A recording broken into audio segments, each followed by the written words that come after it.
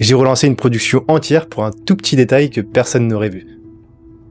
Ça, c'est la tenue de l'équipe de France et c'est nous qui la fabriquons. Les 3 échantillons sont arrivés cette semaine et pour être honnête, ils ne me conviennent pas totalement. Ça va faire 4 ans maintenant que je fais des vêtements et en 4 ans, j'ai jamais compté le nombre d'échantillons que j'ai fait. Là, en l'occurrence, pour la tenue de l'équipe de France, il y a 3 choses qui n'allaient pas, dont 2 que vous allez voir maintenant. La 3e, elle est un petit peu cachée. En vrai, fabriquer une tenue pour une fédération, c'est pas du tout la même chose que fabriquer quelque chose pour Tatakai, parce que nous, si on se trompe, à la limite, on peut relancer un échantillon, on peut retarder le drop. Mais là, pour l'équipe de France, ils ont les championnats d'Europe dans moins de 2 mois, on n'a vraiment pas droit à l'erreur. Le vêtement, il est plus à nous, il est aux athlètes, il est au pays, ils vont représenter ça à l'international, donc il y a beaucoup de pression quand même. Mais en vrai, recommencer des échantillons, c'est totalement normal, et ça arrive tout le temps. Sauf peut-être pour les t-shirts oversize que maintenant on maîtrise bien, parce que voilà, la coupe est standard. À la limite, ce qu'on peut faire, c'est qu'on peut demander des photos aux fournisseurs pour l'impression, mais à part ça, tout est carré. Là, en l'occurrence, pour la tenue de l'équipe de France, donc la veste et le jogging, c'est un nouveau projet qui est totalement unique. Le patron et le design, c'est quelque chose qu'on n'a jamais fait avant, donc on était vraiment obligé de commander des échantillons pour voir ce que ça donne.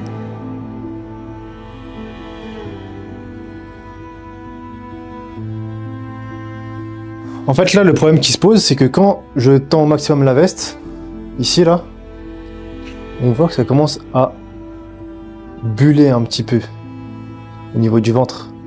Et ça s'explique parce que c'est trop court, trop long. Alors que si je raccourcissais un tout petit peu la veste, tac. Ça c'est compliqué d'une seule main, mais comme on peut le voir là, ça commence à partir et ça rend mieux en plus parce que ça fait un effet plus boxy size. Et puis même sur les côtés, on peut le voir ici là, cette partie là et cette partie là est trop épaisse, donc on va essayer de raccourcir pour que ça taille mieux au niveau de la taille. Mais en soi, c'est très bien en soi, c'est un très bon premier échantillon parce que il était assez technique à faire, surtout au niveau des panels Navy. Les mesures de chaque panel est quand même assez complexe pour les patrons. Je pense que je vais quand même retirer le Navy au niveau de l'épaule, c'est un petit peu too much, je vais essayer de le bloquer au niveau de l'aisselle ici, mais en soi, c'est pas mal. Le maillot, lui, je l'ai emmené directement à la salle, c'est pas vraiment le premier maillot qu'on fait avec Tatakai, donc au niveau du sizing, je savais que c'était bon. J'ai juste voulu le tester en condition, donc j'ai fait quelques muscle-up, des tractions avec un petit peu de renforcement musculaire. Et là-dessus, honnêtement, ils ont fait du bon travail, hein, je suis pas trop surpris. La coupe, elle tient bien, ça bouge bien. C'est pas trop serré. De base, je porte entre du M et du L, et sur l'échantillon, c'est du L, donc le sizing est parfait. Pour le coup, quand quelque chose va bien, je le dis franchement, hein, comme là, mais que quand quelque chose va pas, je le dis aussi. La deuxième chose qui n'allait pas, c'était tout simplement la couleur. Quand on demande au fournisseur qu'on veut du bleu foncé sur un tissu, pour lui, ça veut vraiment rien dire. Il y a plus de 100 teintes de bleu différentes et en plus ça peut vraiment changer en fonction de la matière, donc en fonction du polyester, du nylon, etc. Donc le mieux en fait c'est de vraiment demander au fournisseur ce qu'on appelle un color chart. Donc c'est ça, c'est un petit cahier comme ça avec la référence de toutes les couleurs pour un tissu en particulier. Chaque carré ici c'est une référence du textile et nous pour l'échantillon on a commandé le numéro 124. Et voilà ce qui est arrivé. Le bleu qu'on a reçu il était un petit peu trop clair par rapport au bleu que j'ai choisi. Et peut-être pour certains ça passerait, mais pour moi en vrai, même la couleur c'est quelque chose de très important, ça envoie un message. Là en l'occurrence, le bleu était un peu trop flashy, pour moi un peu trop clair. Ce qu'il faisait, c'est comme si on avait un petit peu bâclé le travail, on avait choisi un bleu au hasard parce que c'est l'équipe de France. L'équipe de France, leur couleur principale c'est le bleu. Voilà, et en fait ça me dérange. Donc c'est pour ça qu'en vrai, même dans le choix de la couleur, il faut vraiment voir les différentes teintes possibles pour savoir celle qui correspondrait le mieux à la tenue. Là en l'occurrence, si on imagine bien, ce sera l'équipe de France qui vont porter ça pendant les championnats d'Europe de street lifting. Et honnêtement, on sera les premiers à porter une tenue comme ça. Donc il faut montrer un message important, un message où on impose. Donc c'est pour ça que je voulais partir sur une couleur un tout petit peu plus foncée. Sur le color chart, il y en a une qui me parle pas mal, c'est le numéro 162. Elle a l'air un petit peu plus foncée que le numéro 124. Donc je vais voir si on peut essayer de prendre cette couleur. Par contre, j'ai remarqué que le tissu secondaire, donc le tissu un petit peu navy sur les côtés, lui, il est assez foncé comme ce que je l'avais imaginé, donc il me correspond totalement, pour moi c'est cool. Donc là, ce qu'on va faire, c'est qu'on va renvoyer le code couleur exact au fournisseur pour commander un deuxième échantillon.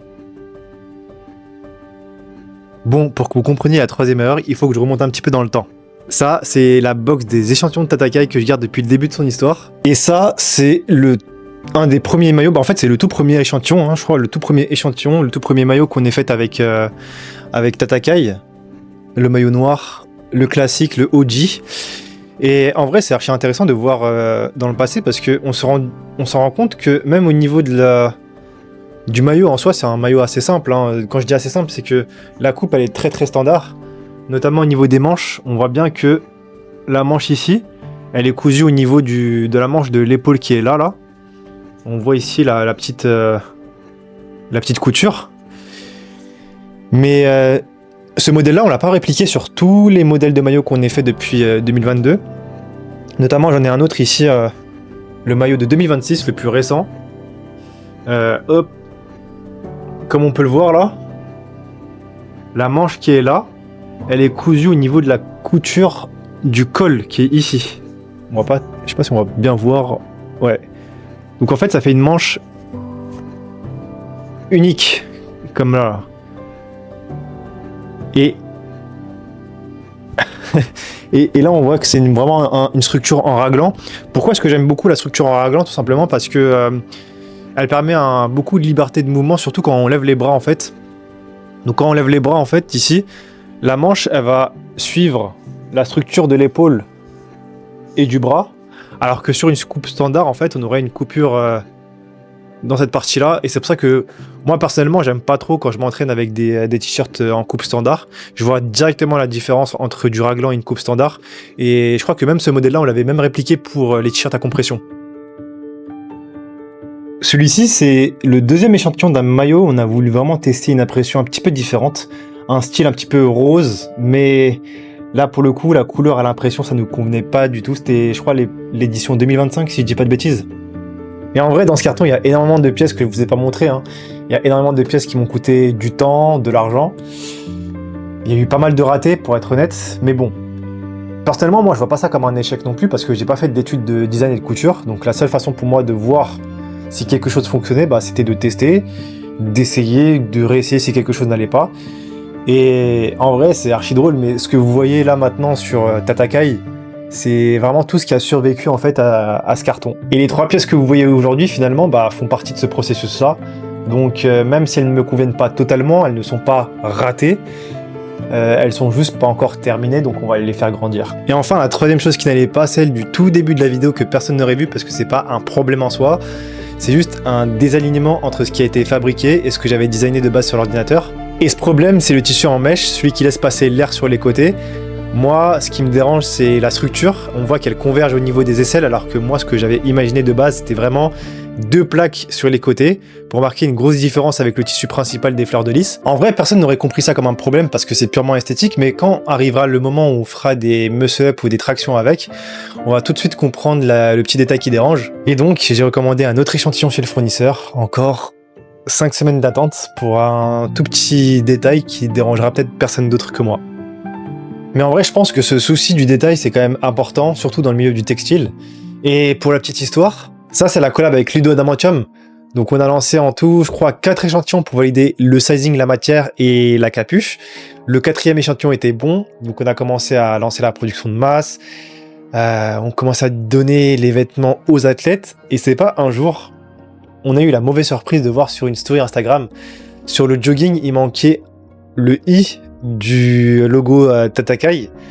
Donc on était en panique à ce moment-là, on a vite parlé aux fournisseurs, ils étaient très compréhensifs heureusement, donc ils auront lancé une production directe après.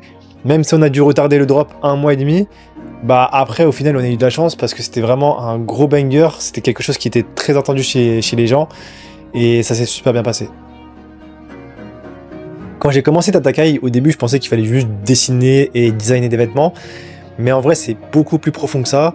Il y a énormément d'itérations et ce que vous voyez sur la boutique ou même sur ce qu'on lance sur Instagram, etc.